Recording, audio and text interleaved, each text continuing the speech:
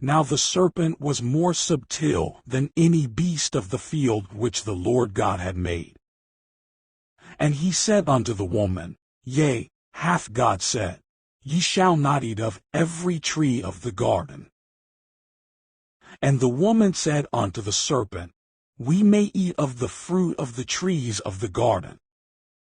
But of the fruit of the tree which is in the midst of the garden, God hath said, Ye shall not eat of it, neither shall ye touch it, lest ye die. And the serpent said unto the woman, Ye shall not surely die. For God doth know that in the day ye eat thereof, then your eyes shall be opened, and ye shall be as gods, knowing good and evil.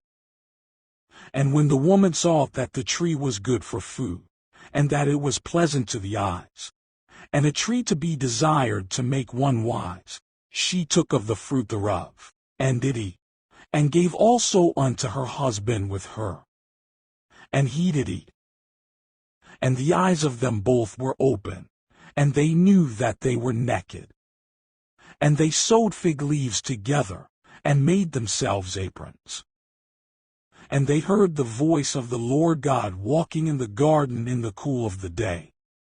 And Adam and his wife hid themselves from the presence of the Lord God amongst the trees of the garden. And the Lord God called unto Adam, and said unto him, Where art thou? And he said, I heard thy voice in the garden, and I was afraid, because I was naked, and I hid myself. And he said, Who told thee that thou wast naked?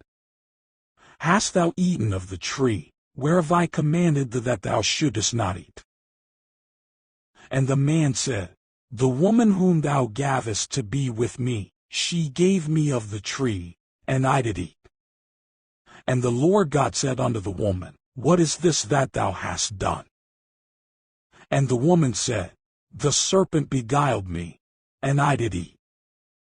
And the Lord God said unto the serpent, Because thou hast done this, thou art cursed above all cattle, and above every beast of the field.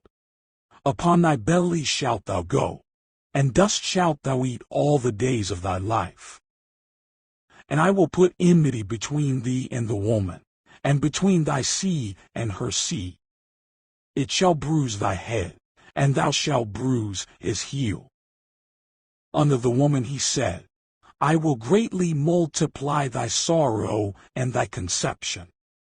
In sorrow thou shalt bring forth children. And thy desire shall be to thy husband, and he shall rule over thee. And unto Adam he said, Because thou hast hearkened unto the voice of thy wife, and hast eaten of the tree of which I commanded thee, saying, Thou shalt not eat of it. Cursed is the ground for thy sake.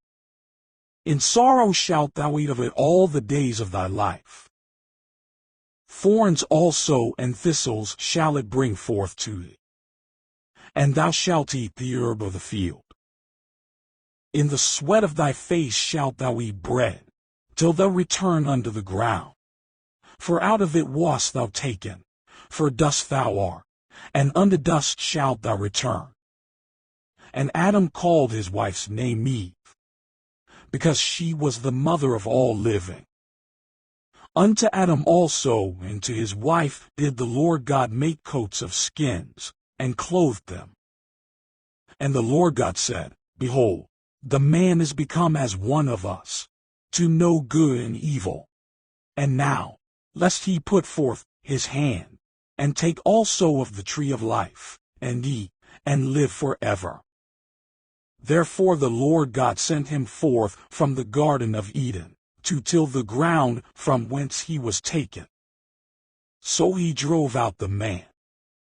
And he placed at the east of the Garden of Eden cherubims, and a flaming sword which turned every way, to keep the way of the tree of life.